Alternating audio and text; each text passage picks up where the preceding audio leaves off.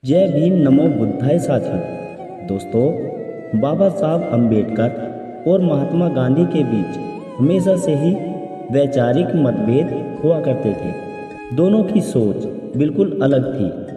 एक तरफ गांधी दलितों को हिंदुओं का हिस्सा मानते थे, तो वहीं बाबा साहब का मानना था कि अगर दलितों की बराबरी का हक चाहिए तो उन्हें हिंदू धर्म से अलग करना होगा। उनके लिए विशेष अधिकार ही उनका उत्थान कर सकते हैं। दोस्तों, यहाँ तक कि ये मतभेद देश की आज़ादी के बाद भी जारी रहा था। एक तरफ गांधी जी चाहते थे कि देश के झंडे पर चरखा रहना चाहिए, तो वहीं बाबा साहब ने चरखे के बजाय अशोक चक्र को तिरंगे का हिस्सा बनने का प्रस्ताव रखा। लेकिन इस प्रस्ताव के बाद जो हुआ ऐसा पहली बार हुआ होगा।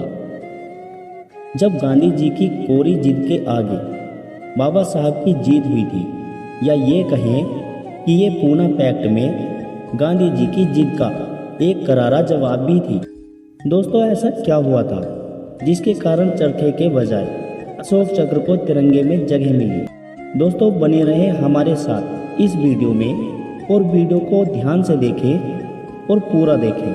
दोस्तों, जब पाकिस्तान बना था उसके बाद मोहम्मद अली जिन्ना पाकिस्तान चले गए थे और उस वक्त गांधी जी भी लाहौर में थे। वहीं पर उन्हें खबर मिली थी कि बाबा साहब ने तिरंगे पर चरखा हटाकर अशोक चक्र को लगाने का प्रस्ताव रखा है। तो गांधी जी काफ़ी बेचैन हो गए।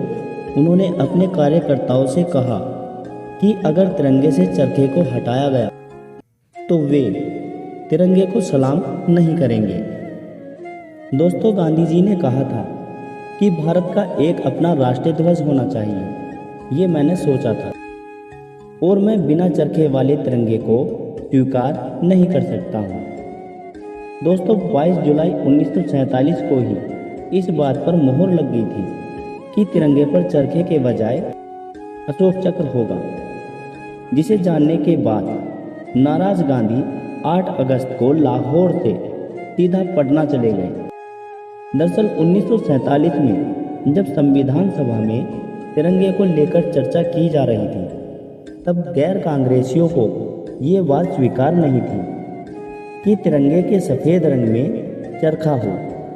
वो कहते थे कि चरखे वाला झंडा कांग्रेस जैसी राजनैतिक पार्टी का है, तो फिर उसे देश का झंडा कैसे बनाया जा सकता है। तब अंबेडकर ने संविधान सभा में चर्चा के दौरान कहा कि तिरंगे को वैसा ही रखते हैं, लेकिन बाद में अशोक चक्र पर सहमति बनी, जिसमें 24 तिल्लियाँ थीं और सभी तिल्लियों का अपना अलग मतलब है, जो भारत की परंपरा, प्रभुता, ताकत, विभिन्नता का प्रतीक है। और दोस्तों, इसलिए तिरंगे पर अशोक चक्र को ही फाइनल किया गया। दोस्तों, गांधी जी ने लाहौर में रहकर ही इस खबर को सुना था कि अशोक चक्र पर सहमति बनी है, जिसके बाद गांधी जी ने उसे बिना किसी परेशानी के स्वीकार कर लिया था। और फिर तब से भारत के राष्ट्रीय ध्वज तिरंगे पर 3 रंग केसरिया, सफ़ेद और हरे रंग के साथ साथ सफ़ेद रंग के बीचों बीच गहरे नीले रंग का अशोक चक्र इस्तेमाल किया जाता है। तो दोस्तों, आपको यह जानकारी कैसी लगी हमें कमेंट करके बताएं। और अगर आपको यह वीडियो पसंद आई है तो वीडियो को ज़्यादा से ज़्यादा लाइक व शेयर करें। जय भीम, जय भारत।